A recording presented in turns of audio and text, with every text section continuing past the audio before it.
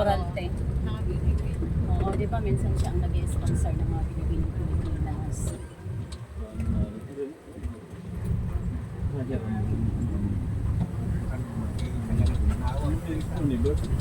Oo, yan ang ginamit niya. Oh my God, nakakatakot! Oh my God! Anong next nito? Crocodile? Hello, Diyos Amerikano po. Gravity. Alam niyo na yun. Pag nagbabike ako, tapos ganito yung dalan. Na-stuck talaga ako kasi di ko kaya.